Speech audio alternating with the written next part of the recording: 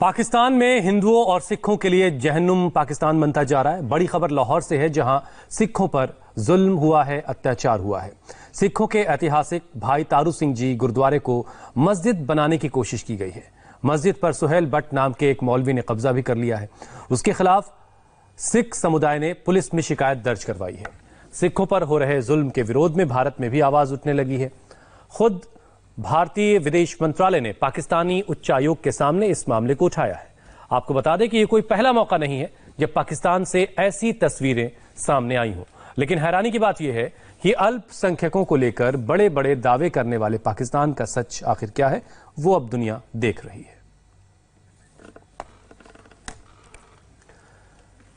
सबसे पहले आपको उस मौलवी सुहेल भट्ट की बातें सुनवाते हैं जिसने सिखों के ऐतिहासिक भाई तारू सिंह जी गुरुद्वारे पर कब्जा कर लिया है। तकलीफ के बाद ऐ वे कि पाकिस्तान साडा मुल्क और असी सच्चे मुल्क तो भी सच्चे, मजहब तो भी सच्चे और अल्हम्दुलिल्लाह इस जगह तो भी सच्चे। हर लिहाज नाल असी सच्चे और झूठा हो के वो इत्थे आके बदमाशी लावे, साडी मस्जिद ते अपना कब्जा इजारादारी साबित करे। एक सबूत ਅਸੀਂ ਕਹਿੰਦੇ ਆ ਦੁਨੀਆ ਦੀ ਕਿਸੇ ਅਦਾਲਤ ਕਿਸੇ ਪੰਚਾਇਤ ਵਿੱਚ ਆ ਕੇ ਸਾਡੇ ਨਾਲ ਗੱਲ ਕਰੋ, ਕਿਸੇ ਮੈਜਿਸਟ੍ਰੇਟ ਦੇ ਅੱਗੇ ਕਿਸੇ ਅਦਾਲਤ ਵਿੱਚ ਇੱਕ ਸਬੂਤ ਦਿਓ ਸਾਨੂੰ ਬਾਬਾ ਜੀ ਦੇ ਸਦਕੇ, ਹਜ਼ੂਰ ਪਾਕ ਦੇ ਸਦਕੇ ਇਨਸ਼ਾਅੱਲਾ ਅਸੀਂ ਦੱਸਨੇ ਆ ਸਬੂਤ ਹੁੰਦਾ ਕੀ ਹੈ। 20 ਲੱਖ ਜਾਨਾਂ ਦਿੱਤੀਆਂ ਮੁਸਲਮਾਨਾਂ, ਪਾਕਿਸਤਾਨ ਬਣਿਆ। ਹਾਂ ਸੁਣ, 20 ਲੱਖ ਮੁਸਲਮਾਨਾਂ ਨੇ, ਬਿਲਕੁਲ ਸਹੀ ਤੁਸੀਂ ਕਿਹਾ, 20 ਲੱਖ ਮੁਸਲਮਾਨਾਂ ਨੇ ਜਾਨਾਂ ਦਿੱਤੀਆਂ।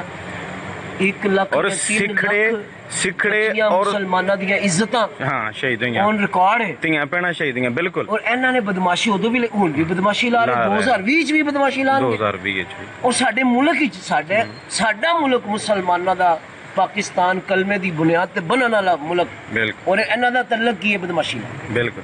अच्छा, इन्हां कोल कोई सबूत है साडे नाल बैठ के गल करो। ना किताबां च, ना तारीखी, ना कागजी, कोई सबूत नहीं। पटवार खाना साडा बोले, किताबां 600 साल दा रिकॉर्ड इस जगह दा साडा बोले मुसलमाना दा, आसार तर्ज तामीर हर चीज मुसलमाना दी बोले ते ए आके बदमाशी लाए थे, बदतमीजी करे। ए हुण जेहड़ी पिछे लाई ने ओ हिंदी च लिखे है, ओ थल्ले लिखे है। पाकिस्तान में सिखों की आस्था पर जिस तरह से चोट पहुंचाई जा रही है, उसे लेकर हिंदुस्तान में काफी नाराजगी है, गुस्सा है, और अब विदेश मंत्रालय ने इस पूरे मामले पर सख्त विरोध दर्ज करवाया है। विदेश मंत्रालय की तरफ से कहा गया है कि गुरुद्वारा शहीदी स्थान भाई तारू जी ऐतिहासिक गुरुद्वारा है, उनमें सिखों की बड़ी आस्था है और ये पाकिस्तान की जिम्मेदारी बनती है कि वो अल्पसंख्यक समुदाय की न सिर्फ सुरक्षा करे बल्कि उनके धार्मिक अधिकारों और सांस्कृतिक विरासत का संरक्षण भी करे। तो पाकिस्तान में जिस तरह से लाहौर में एक गुरुद्वारे को मस्जिद बनाए जाने को लेकर के ये बात सामने आई, उसको लेकर के भारत की तरफ से काफी नाराजगी जताई गई है। हमारे साथ कुछ खास मेहमान हैं। मनजिंदर सिंह सिरसा अध्यक्ष हैं डीजीपीसी दिल्ली गुरुद्वारा प्रबंधक कमेटी के। इसके अलावा तारिक फतेह हमारे साथ हैं, पाकिस्तानी मूल के लेखक हैं। सबसे पहले मनजिंदर जी, आप जरा बताइए हमारे दर्शकों को कि इस गुरुद्वारे को लेकर के, भाई तारू सिंह जी गुरुद्वारे को लेकर के आपने कहां कहां अब तक आवाजें उठाई हैं और उसका हासिल अब तक क्या हुआ है? देखिए, हमने तो कल सबसे पहले तो विदेश मंत्रालय में जो विदेश मंत्रालय के जॉइंट सेक्रेटरी हैं जो पाकिस्तान और अफगानिस्तान को देखते हैं फॉरेन अफेयर्स में, हमने उनके साथ लाके उनको सारी इस बात की जानकारी दी और उन्होंने तुरंत पाकिस्तान के पास अपना कड़ा विरोध जताया, जिसके चलते कल ही पाकिस्तान के वैक्यू ट्रस्ट बोर्ड जो है उन्होंने इन लोगों के खिलाफ मुकदमा दर्ज कराने की पुलिस को कंप्लेंट दी है। अब विषय ये है कि गुरुद्वारा जो है ये वहां पे आज से नहीं है, कई सालों से है और इसका इतिहास आप गूगल पे जाएंगे तो आपको हजारों पिक्चर और दुनिया जो वहां गई है सबकी फोटो मिलेंगी। लेकिन अचानक क्या होता है कि वहां पर आया जाता है और ये कहा जाता है ये मस्जिद है, वहां पर बैठ के हमारे प्रति अपशब्द बोले जाते हैं। ये आपने एक वीडियो चलाई है, मेरे पास 4 बाकी वीडियो है जहां पे हमें बहुत अपशब्द बोले गए और ये कहा गया कि ये स्थान हमारा और हम यहाँ सिखों को घुसने नहीं देंगे। अब मैं आपको एक बात और आपके जहन में लाना चाहता हूं, जो भी शहीदी स्थान होगा वो कहां होगा? जहां पे मुगल राज रहा होगा, क्योंकि मुगलों ने हमें शहीद किया था, हमारे गुरु साहिबानों को। तो अब जहां पे मुगल राज रहा होगा तो वहीं पे शहीदी स्थान तो वहीं होगा। आज ये कहा जाए कि आप अपने प्रूफ ला के दें, आप अपने इतिहास से आप हमें सबूत ला के दें। अब गुरु तेग बहादुर जी को दिल्ली में शहीद किया गया, लाल किले के सामने जो मस्जिद थी उसके साथ गुरुद्वारा शीशगंज साहब स्थापित है। कल हमें कोई कहे कि गुरु तेग बहादुर जी का आप शहीदी का इतिहास और हमें रिकॉर्ड ला के दे। भाई तारू जी महान शहीद हुए सिख कौम के, जिनका बंद उन्होंने कटवा लिया लेकिन सिक्खी नहीं छोड़ी। ये कहा जाए कि आप इसका सबूत ला के आए, तो फिर तो पूरे देश और दुनिया में सबूत ही मांगे जाएंगे। फिर तो धर्म के नाम पे भी सबूत मांगे जाएंगे, इंसान के नाम पे भी और उसके पिता के नाम पे भी सबूत मांगे जाएंगे। तो ये एक शर्मनाक घटना है। मनजिंदर जी, अभी ये जो भाई तारू सिंह जी गुरुद्वारा है, इसको मस्जिद बनाए जाने या उस पर कब्जा किए जाने की पहली खबर आपको कब मिली थी? ये परसों की घटना है। परसों हमें ये जानकारी मिली और तुरंत हमने वहाँ की अपने गुरुद्वारा प्रबंधक कमेटी से बातचीत की और वहाँ की सरकार को ट्वीट करके जानकारी दी। जब इस पे कोई कार्रवाई आगे नहीं शुरू हुई तो हमने जाके कल विदेश मंत्रालय को इसको टेकअप किया। ठीक है, तारिक फतेह साहब, पाकिस्तान की तरफ से दावा इसमें यह है कि ये मस्जिद शहीदगंज है, ये दावा किया जा रहा है, जबकि 1745 में भाई तारू सिंह जी का ये गुरुद्वारा जो है, जिन्होंने सर्वोच्च बलिदान वहां दिया था लाहौर में, आपकी क्या ये जगह देखी हुई है और आप इसके बारे में क्या जानते हैं? देखिए, ये पहला गुरुद्वारा तो नहीं है ना जिसके साथ ये हशर किया है। लालपुर जो शहर है जिसे आप फैसलाबाद कहते हैं, वहाँ एक इतना खूबसूरत गुरुद्वारा था, उसको इन्होंने कन्वर्ट करके आप यकीन करेंगे, और नुसरत फतेह अली खान जहाँ की स्कूलिंग हुई है वो स्कूल बना के रख दिया। मैं आपको रावलपिंडी में बताऊं, एक जगह थी कम से कम कोई 10 एकड़ की बीच शहर के अंदर, उसको कन्वर्ट करा के ये मेरी अपनी आंखों का देखा हुआ, 2 गुरुद्वारे थे, उस पे जो यूपी से कुछ लोग आए उनको सेटल करके वहाँ उनको दिया गया। एंड बाय द टाइम अभी कोई 10-15 साल तक वो सब बिक के कॉन्डो वोंडो बना के सारे गुरुद्वारे ख़त्म किए। अब मसला ये नहीं है कि गुरुद्वारे ख़त्म हुए, मसला सबसे बड़ा ये है कि सिक्खी गायब की है वहाँ से। ये आप देखिए कि जो दुख है पंजाब का, शायद आप पता नहीं पंजाबी समझते हैं नहीं, वो जो इंटरव्यू था आप अगर सुने वो किस नफरत से सिखों के बारे में बात कर रहा था, कैसे उसके अल्फाज थे मॉडरेटर के और वो मुल्ला जो बोल रहा था। आप यकीन करिए कि वहाँ ये कोई हैरानी की बात नहीं। ये मैंने बचपना गुजारा है वहाँ। एक कोट अद्दू का डिस्ट्रिक्ट है, ये डेरा गाजी खान इलाका कहलाता है। वहाँ बड़े बड़े शानदार गुरुद्वारे जो थे वो ख़त्म होके उसको अस्तबल बनाया हुआ था। ये मैंने अपनी आंखों से देखा हुआ। तो जब आपने वहाँ किसी को जिंदा ही नहीं छोड़ा तो मैं कहता हूँ गुरुद्वारों पे क्या रोना है। वहाँ तो वो कह रहा 20 लाख हमने कुर्बानी दी है। कहाँ की 20 लाख मुसलमान की कुर्बानी पाकिस्तान में? 30 लाख तो पाकिस्तान फौज ने बांग्लादेश में मार दिए थे। ये इतना ज्यादा झूठ है। मुझे ये बड़ी खुशी हो रही है कि कम से कम इस पे बात हो रही है। मैंने अपना चाइल्डहुड देखा है, गुजरात शहर है वहाँ पे, लाहौर में, कसूर में, हर जगह बिल्कुल जैसे अस्तबलों की तरह अबैंडन गुरुद्वारे, और उसमें जिसकी मर्जी आ रही है, कोई वहाँ कब्जा करके बैठा हुआ है, किसी ने घर बनाया हुआ है। ये किस किस्म के लोग हैं कि ना इनको ये समझ में आता है कि आपने आपकी पूरी तारीख है सिखों को तंग करने की, उसके बाद आप ऐसे बनते हैं जैसे बहुत बड़े आप सपोर्टर हैं, खालिस्तान बनाएंगे और ये करेंगे। और आप अंदाज़ा लगाइए कि नीयत ख़राब है, हरकतें ख़राब हैं। और एज ए मुस्लिम मैं आपको बताऊं कि मना है किसी एक मुसलमान को किसी दूसरे धर्म के की जगह को, जिस तरह इन्होंने अभी वहाँ किया है, तुर्की में कर रहे हैं, जो हाजिया सोफिया का है, कि आपने 1000 साल पुराना कैथीड्रल को मस्जिद बना दिया। तो ये एक सोच है। मैं बार बार एक ही बात कहता हूँ कि ये मुल्ला का इस्लाम और अल्लाह का इस्लाम, ये बिल्कुल ही 2 अलग धर्म बन गए थे। और ये जब मौलवी साहब का इंटरव्यू आपने सुना जी, ये कौन एक्सेप्ट करेगा?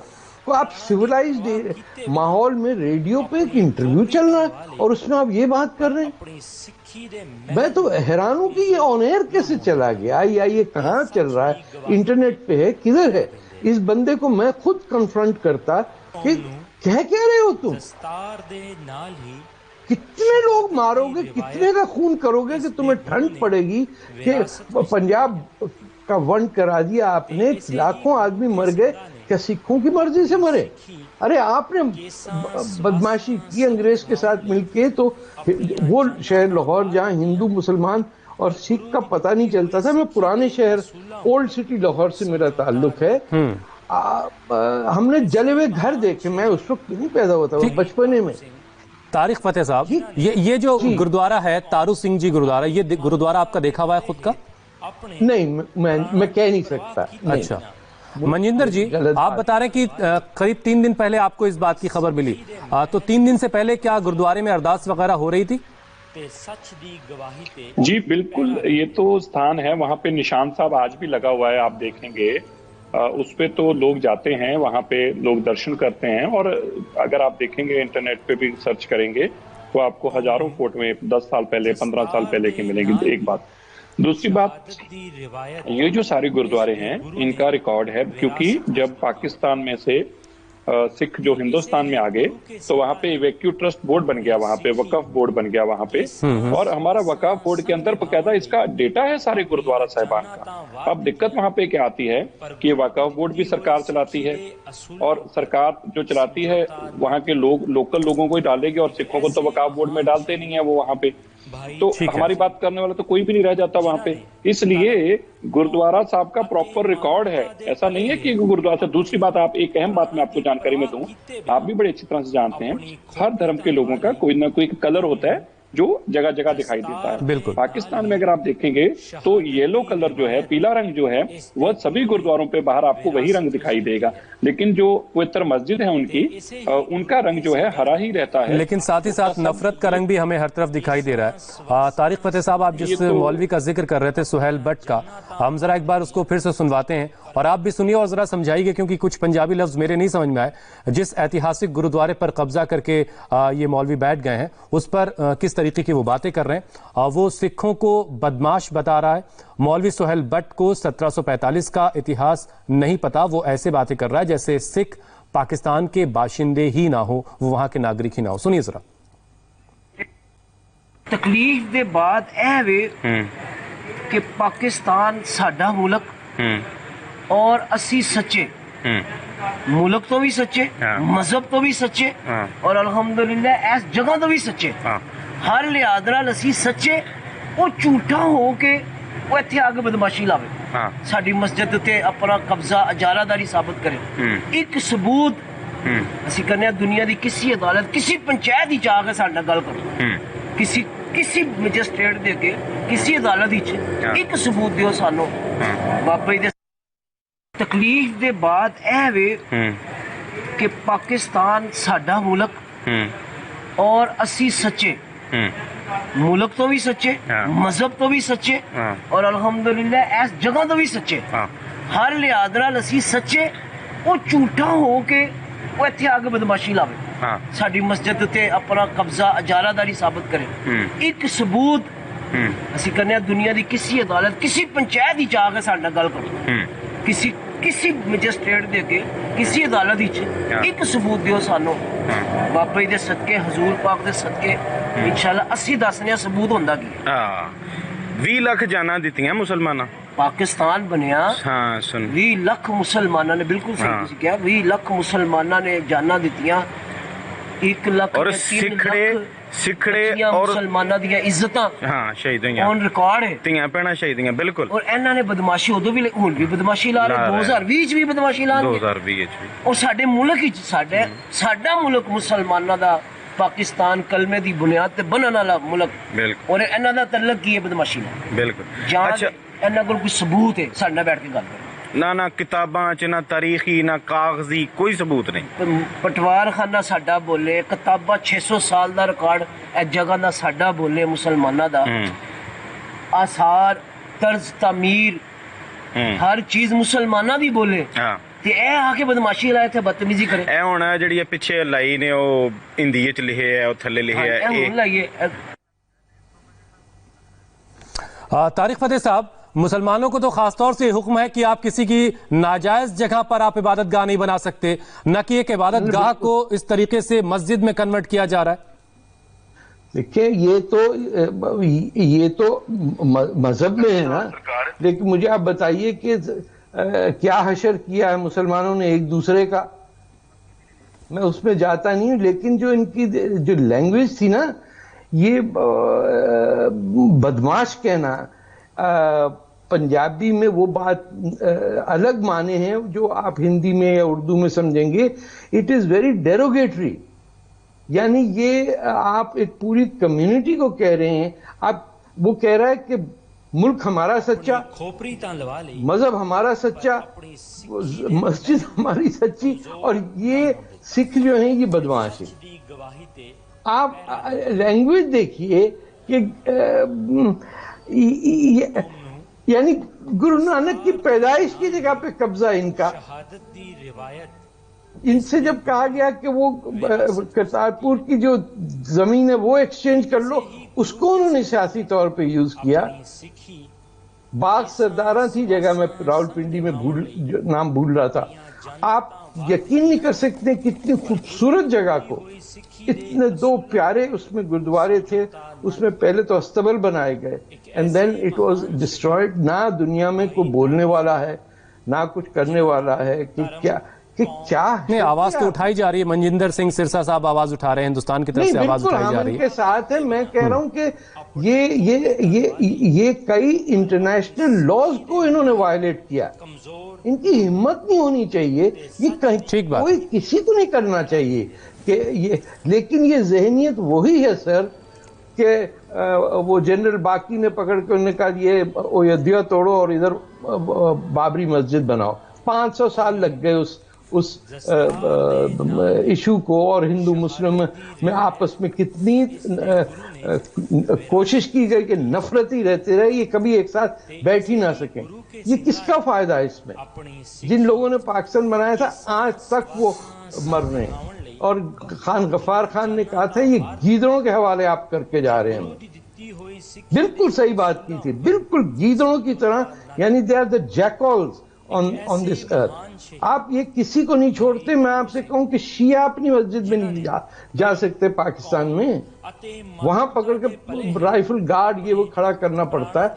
ये एक नासूर बन गया है पूरी दुनिया में। यकीन करिए कि ये जब तक पाकिस्तान रहेगा ये सिर्फ अपनी जमीन से दुख ही दे सकता, और सबसे ज्यादा इसके सताए हुए लोग मुसलमान हैं।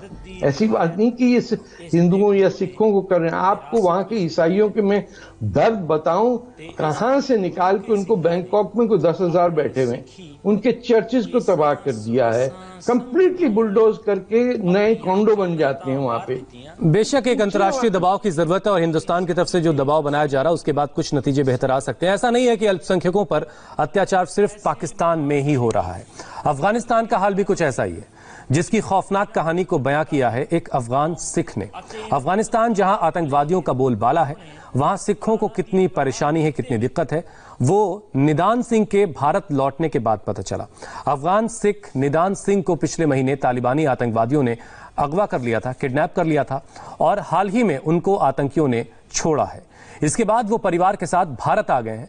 भारत पहुंचने पर उन्होंने बताया कि अफगानिस्तान में सिखों के कैसे हालात हैं, कितने बद से बदतर हालात में वो जिंदगी जी रहे हैं, अल्पसंख्यक समुदाय के लोग कितने खौफ में हैं अफगानिस्तान में। निदान सिंह के साथ अफगानिस्तान में क्या कुछ हुआ है, कितने उन पर जुल्म ढाए गए हैं, ये दर्द भरी दास्तान खुद निदान सिंह ने सुनाई है। निदान को किडनैप करने के बाद आतंकवादियों ने धर्म बदलने के लिए उन पर बहुत दबाव डाला, लेकिन उन्होंने आतंकवादियों के आगे घुटने नहीं टेके। वो मेरे को तो गुरुद्वारे से ले गया, वो उधर 20 घंटे बाद पहुंच गए वहाँ पे। खून साफ रहा, शरीर सारा खून था। फिर वो रात सवेरे मेरे को निकाला, पेड़ नहीं होता, पेड़ के साथ मेरे को बांध लिया। इधर भी मारता है, इधर भी पीछे से भी मारता है। अभी ये नहीं है कि मेरे बिल्कुल क्या बोलूं तेरे को, बिल्कुल पक्की है सब, मार पीट से। कभी क्या बोल रहा था, कभी बोलता मुसलमान बनो। मैंने बोला मुसलमान क्यों बनो, मेरा अपना धर्म है। वाहिगुरु जी का खालसा वाहिगुरु जी का फतेह मेरे धर्म में। क्यों मुसलमान बनो? ये देश तो हमारा है, ये दुनिया हमारा है, ये दिन तो हमारा है, और दिन तो है ही नहीं, वो धर्म कहाँ है? मैंने बोला वो धर्म जो वो सब फालतू है, तेरे मुसलमान का धर्म सही है। हिंदुस्तान तो माँ बोलो बाप बोलो क्या बोलो, हिंदुस्तान तो हिंदुस्तान है। इंसान में क्या कमी है? कुछ कमी नहीं है। निदान सिंह की कहानी आपने सुन ली। अब अफगानिस्तान में क्या हालात हैं वो आपने जान लिए हैं। वो अब एक बच्चे की जुबानी भी सुनिए, कैसे गुरुद्वारों में हुए आतंकी हमले में बच्चे ने अपनी जान बचाई है। उस बच्चे की जुबानी सुनिए आप। 4 बंदे ने आके सबको मार के गए, सब मार के सारे गए। 4 बंदे थे आतंकवादी। बम फूटे, मरमियाँ लगे। हम भी वहीं थे, कंपल के नीचे हम छुपे थे, और हमारे पीछे इधर इधर देखा, मुझे इधर इधर देखा, न ढूंढा, फिर वापस चला गया। और हमारे साथ कुमार सोनू हमारे संवाददाता इस वक्त मौजूद हैं, जिनके साथ बलविंदर सिंह जिस बच्चे को आप सुन रहे थे, कुमार सोनू के साथ हैं, जो सिख वहां से लौट कर आए हैं। कुमार, आपके साथ इस वक्त कौन कौन लोग हैं, और जरा उनसे हमारी बात करवाइए कि क्या कुछ उनके साथ हुआ। हमने थोड़ी बातें तो साउंड बाइट में सुनी हैं, लेकिन और जरा डिटेल में वो बताएं कि किस तरह के हालात से वो अफगानिस्तान में गुजरे और उसके बाद इतना मजबूर हुए कि उन्हें हिंदुस्तान आना पड़ा।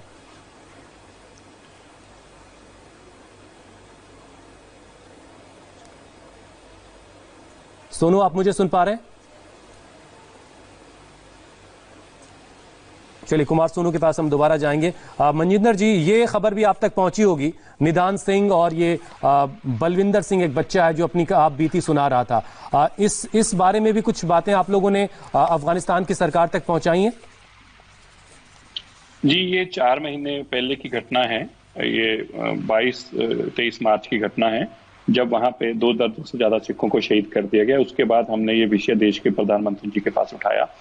अब 15 दिन पहले जब देश के गृह मंत्री जी ने बुलाकर हमसे बातचीत करी, और तब हमने उनको बताया कि 600 लोग हैं जो हिंदुस्तान में आना चाहते हैं, तो उन्होंने तुरंत उनके लिए रास्ता खोलने के लिए विदेश मंत्री जी को कहा, श्री अमित शाह जी ने, और हमें ये अश्योर किया कि जितने भी लोग आएंगे हम उनको तुरंत वीजा भी देंगे, लॉन्ग टर्म वीजा भी देंगे, और यहाँ की नागरिकता भी देंगे, और आप उनको कहिए कि अपनी तैयारी करें।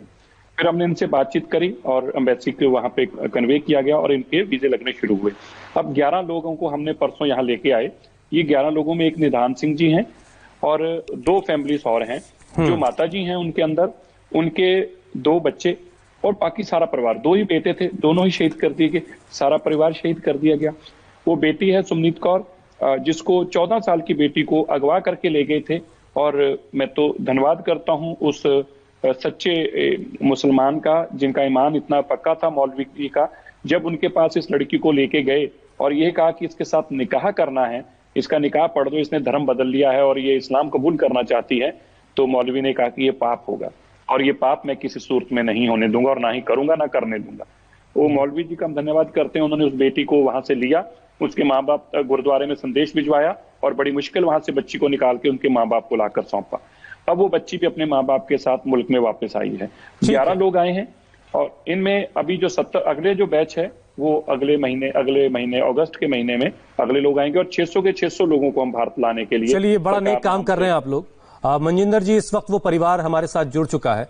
सोनू, आप अगर मुझे सुन पा रहे हैं तो जरा बताइए कि ये क्या निदान जी का परिवार है, और जरा निदान जी से बात कराइए। उनकी बातें हमने दर्शकों को सुनवाई हैं, लेकिन फिर भी कुछ और बातें वो हमारे जरिए देश को बताना चाहते हैं, लोगों को सुनाना चाहते हैं, तो प्लीज जरा उनसे बात कीजिए आप। देखिए, बिल्कुल हुसैन, मेरे साथ पूरा परिवार है जो अफगानिस्तान में जुल्म और सितम सहकर वापस भारत लौटा है, भारत की शरण में आया। हमारे साथ निदान जी हैं। निदान जी, पूरे परिवार के साथ आप अफगानिस्तान, हाँ, ये बताइए कि क्या कुछ आपके साथ वहां पर हुआ और कितने जुल्म और किस तरह की घटनाएं हुई आपके साथ? वहाँ पे बम ब्लास्ट हुआ और धमाका हुआ। हमारे जो 26 बंदे थे सब शहीद हो गए। मेरे पापा थे, मेरे चाचा थे, मेरे फूफा थे और मेरे दादा थे, जो भी हमारी चाची की लड़की थी, सब शहीद हो गए, कोई भी उसमें नहीं रहा। ये 26 बंदे जो शहीद हो गए, सबकी फैमिली बर्बाद हो गई। जो 2018 में धमाका हुआ तो हमने बोला किस्मत की बात है, तो लेकिन ये बात किस्मत की नहीं थी। ये दूसरा धमाका जो 2020 में हुआ तो हमारा दिल वहाँ से टूट गया है बिल्कुल। और हमारे बच्चे वहाँ पे पढ़ नहीं सकते थे, उस धमाके के बाद से पढ़ नहीं सकते थे, उनको टॉर्चर किया जाता था, उनकी बुकों को पाटा जाता था, उनके केसों को हाथ लगाया जाता था, उनके साथ बुरा सलूक करते थे। और वो कहते थे हम लोग अच्छे हैं, तुम लोग सही नहीं हो, अपने भारत देश वापस लौट जाओ, यही उनकी दरख्वास्त होती थी। कहते मस्जिदों में तहकीक करते थे कि इनसे कोई चीज़ मत लो। हमारी पंसारी की दुकान थी तो हमारे से वो तफरीक करते थे, कहते इनके पास चीज़ें मत लो, ये काफ़िर लोग हैं, ये अच्छे लोग नहीं हैं, इनसे कोई चीज़ मत लो। और हमारा जो होल सेल होती थी वो भी हम नहीं कर सकते थे, बहुत मुश्किलों से हमें घटना से गुजरना पड़ता था। तो जब उन्होंने हमारे वकीलों ने वहाँ पे प्रधान साहब ने नरेंद्र सिंह खालसा ने यही नतीजा लिया कि आप लोग निकलते जाओ और कोई रास्ता हमारे पास नहीं रखा हुआ, तो इसीलिए हम यहाँ तक पहुँचे हैं और यहाँ पे भारत देश में आए हैं। हम सब का धन्यवाद करते हैं हमें यहाँ तक पहुँचाने के लिए, हमें सेफ्टी करने के लिए, ये बहुत बड़ी बात है। आपके परिवार के कितने सदस्यों को वहाँ पर मार दिया गया, कब की घटना थी और हुआ क्या था? हमारे सदस्य तकरीबन 7 परिवार के सदस्य थे, सब चले गए। और मेरे पापा लंगरी सेवादार थे, मेरे चाचा प्रसादी सेवादार थे और हमारे जो ऐसे इधर सेवादार थे सबको मार दिया उन्होंने, किसी को भी नहीं छोड़ा। उसमें से एक मेरी बेटी बची है, एक मेरी मम्मी, जो मेरी मम्मी नहीं आई है मेरे साथ, मेरी बेटी आई है। उस धमाके से मैं सिर्फ 2 बंदों को बचा सके, वो बचे हुए हैं मेरे लिए, और सब चले गए हमारे साथ। हाँ, और कुछ नहीं रहा। बच्चों के साथ आपके घर छोटे छोटे बच्चे हैं निदान जी के, और इन पूरे परिवार के साथ बहुत दिक्कत है। वहाँ पे बाहर निकलने से बहुत डरते हैं लोग, एक बार कोई डॉक्टर के पास तक जाने तक घबराते हैं, अकेले नहीं जा सकते, ताकि कोई उसके साथ जेंट्स ना हो तो अकेले जाना मुश्किल हो जाता है बहुत। हाँ, वहाँ पे टॉर्चर होते हैं हमारी, ये लेडीज, ये बच्चे, सबको टॉर्चर करते हैं, तो फिर नहीं चाहते हम ऐसी चीज़। जब हमारी इज्जत नहीं होगी तो उस देश में सोनू जरा पूछिएगा कि अफगानिस्तान के किस इलाके में रहते थे निदान जी? वहाँ पे कुछ नहीं रहता, इसीलिए तो हम यहाँ तक पहुँचे हैं। अच्छा, आप किस इलाके में जो है रहते थे अफगानिस्तान के, और कब से वहाँ रह रहे थे? हम गुरुद्वारे में रहते थे, तकरीबन हमें किस इलाके में? शोर बाजार। हाँ जी, हाँ, हम शोर बाजार में रहते थे, गुरुद्वारे में, जो गुरुद्वारा गुराए साहब हैं वहाँ पे हम रहते थे। हमने ज़िंदगी के लाइफ वहाँ पे पढ़ाई होती थी बच्चों की, तो बहुत परेशानी होती थी हमें, बाहर निकलने से डरते हैं बच्चे, क्योंकि कहते हैं वहशत का माहौल है। और जो हमारे वहाँ पे 700 कितने बंदे हैं और फैमिली है, वो बंद है वहाँ पे। बस यही मेरी दरख्वास्त है, वो भी यहाँ पे आ जाए, उनको वीज़ा मिल जाए और कोशिश करें यहाँ तक आ जाए। आपका क्या जन्म भी वहीं हुआ था? कब से आपका परिवार वहाँ पर था? तकरीबन हमारा परिवार 13 साल से वहीं है, 13 साल 12 साल से वहीं था। हाँ जी, हाँ, हम बड़े, तो तालिबान की हुकूमत है, उससे कुछ कह नहीं सकते, टॉर्चर ज़्यादा होते थे, परेशानी ज़्यादा होती थी, तो हमें झेलना पड़ता था। हमें बहुत मजबूरन यहाँ तक हम पहुँचे हैं, बहुत मुश्किलों से पहुँचे हैं, लेकिन हम यहाँ के अपने आप को सुकून का महसूस करते हैं, हमें यहाँ पे काम मिले, हमारी बच्चों की हिंदुस्तान अमन की जमीन है, यहाँ पर निदान जी को सुकून महसूस हो रहा है, ये बहुत अच्छी बात है। लेकिन दुनिया भर की सरकारें, खासतौर से अफगानिस्तान और पाकिस्तान की हम बात कर रहे हैं, जहाँ पर मजहब के नाम पर किसी पर जुल्म किया जा रहा है, इससे बड़ी शर्मनाक बात और क्या हो सकती है। तारिक फतेह साहब, ये खबर तो और परेशान करने वाली है, एक पड़ोसी देश अफगानिस्तान जहाँ पर इस तरीके से सिखों के साथ सुलूक किया जा रहा है। देखिए, एक बात मैं क्लैरिफाई करूं कि जो अफगानिस्तान की हुकूमत है उस पर आप ये इल्ज़ाम लगाना मुश्किल है कि वो तंग कर रहे हैं। ये सारी शरारत जो तालिबान की है, तालिबान कहाँ के हैं? तालिबान सारे ये पाकिस्तान के जो वज़ीरिस्तान का एरिया है, जिन्होंने पिछले 30-40 साल से पहले CIA से, कभी सऊदी अरेबिया से, और आजकल चीन से बहुत पैसा जा रहा है वहाँ, ये वो इलाका है, और पाकिस्तान के ISI है जो अफगानिस्तान में सिखों के खिलाफ एक क्लाइमेट क्रिएट कर रही, ताकि हिंदुस्तान और अफगानिस्तान के बीच में ज़रा उन दोनों कंट्रीज़ के बड़े अच्छे रिलेशंस हैं, वो ख़राब हैं। इसमें आप पूरा हाथ पाकिस्तान का इन्वॉल्व है कि किसी तरह अफगानिस्तान में वो माहौल हो जाए जो पाकिस्तान में था, क्योंकि सिख कम्युनिटी जो काबुल में है वो तो, और दूसरे शहरों में भी, वो तो पिछले 100-200 साल से हैं। उनको पश्तो उनकी लैंग्वेज है, उनका बिहेवियर है, दे आर। तारिक फतेह साहब, मैं यही समझना चाह रहा हूं कि आप जरा दर्शकों को समझाइए कि अफगानिस्तान में जहां बहुत जमाने से सिख समुदाय के लोग रहते आए हैं, वहां को लेकर के आपकी रिसर्च क्या है कि पिछले कुछ वक्त में ऐसा क्या बदला है कि सिखों को लेकर के एक मजहबी नफरत वहां पर नजर आ रही है? क्योंकि ये वल्नरेबल है। एक तो ये देखिए कि ये जो सिख कम्युनिटी अफगानिस्तान की है वो ऐसी नहीं है कि मिलिटेंट कम्युनिटी हो जैसे उज़्बेक हैं या तुर्कमन है वहाँ पे, या हज़ारा कम्युनिटी है जिनके साथ बड़ा जुल्म हुआ वहाँ पे। दे आर इंडिविजुअल, इनकी रिस्पेक्ट हर कोई करता था। काबुल में जा चुका हूँ, जो अफगान सिख हैं उसको एक बड़े आला दर्जा पे देखा जाता था। ये आप किंग जाहिर शाह की हुकूमत देखें, आप नूर मोहम्मद तराकी, वो तो खैर थे ही बॉम्बे के जो प्रेसिडेंट जिनको असैसिनेट किया। आप पूरी तारीख देख लीजिए, the Sikhs were not asking for anything, उनका सिर्फ कंट्रीब्यूशन था उस सोसाइटी से। और ये अब काम पाकिस्तान ने किया है, जो इंटेलिजेंस सर्विसेज, क्योंकि ये वहाँ पे अफगानिस्तान के अंदर जनूब की तरफ, साउथ की तरफ, वो निमरोद का इलाका है जहाँ से बलोच ये आपके जो रेजिस्टेंस फाइटर्स हैं वो पनाह लेते हैं। तो इन पाकिस्तान ISI का मकसद है कि अफगानिस्तान में इतनी अफरा तफरी हो जाए कि कोई वहाँ रह ना पाए। और ये अभी जो अमेरिका के साथ एग्रीमेंट साइन हुआ इनका कि तालिबान और गवर्नमेंट बैठेगी, इसके अंदर वो तालिबान और ये पाकिस्तानी बेवकूफ़ बनाएंगे अमेरिका को भी, अफगानिस्तान की गवर्नमेंट को भी, और अभी जो प्रेसिडेंट हैं उनको भी आइसोलेट करेंगे। इनका सिर्फ एक काम है कि मजहबी तौर पे अफरा तफरी फैलती रहे ताकि ये पूरा नेबरहुड को कंट्रोल कर सके, कि ये लोग लड़ते रहे आपस के अंदर। अब ये तो नया पहलू, जो पश्तून, मुसलमान और सिख जो थे वो तो उनका कभी टेंशन भी नहीं था आपस में। अब पूरा पिछले लेकिन अब जो तस्वीर है वो दिख रही है कि निदान जी के साथ क्या कुछ हुआ है। मनजिंदर जी, निदान सिंह का जो परिवार है वो जो मांग कर रहा है वो आपके सामने है, लेकिन उस मांग से पहले क्या सरकारों के लेवल पर कोई ऐसी कोशिश की जा सकती है कि जो सिख वहां रहना चाहते हैं, जो आज़ादी से वो रहते आए थे अब तक, उन्हें फिर से वही पुरसुकून माहौल वहां मिल सके? इस बात की कितनी गुंजाइश है? सरकारों के लेवल पर क्या बातचीत हुई अब तक? देखिए जी, इसकी गुंजाइश शून्य से भी कम है। अब ये बात को एक सपना है, अब इसको सपना ही माना जा सकता है, क्योंकि वहाँ पे इतना कट्टरवाद है। आईसिस जैसी ऑर्गेनाइजेशंस हैं जो किसी भी सूरत के अंदर किसी गैर इस्लामिक आदमी को ना तो जीने देंगी या तो वो इस्लाम कबूल करे। अगर मैं इसको छोटे अल्फाजों में कहूँ तो औरंगजेब का जो जमाना था वही जमाना आज वहाँ पे है, क्योंकि वहाँ पे सरकार अगर चाहती भी है, सरकार पूरा जोर लगाना चाहती है, सरकार सिखों के साथ खड़ी है, वहाँ की सरकार चाहती है कि इनको वहाँ पे सुरक्षित रखा जाए, इनको बचाया जाए, लेकिन सरकार असफल है। वहाँ पे कट्टरवाद का बोलबाला है, वहाँ पे आईसिस का बोलबाला है, और वहाँ पे इस्लाम के वो लोगों का बोलबाला है जो ये मानने को तैयार ही नहीं कि इस्लाम के अलावा भी कोई धर्म हो सकता है या इस्लाम के अलावा भी किसी को धर्म मानने का इजाजत है।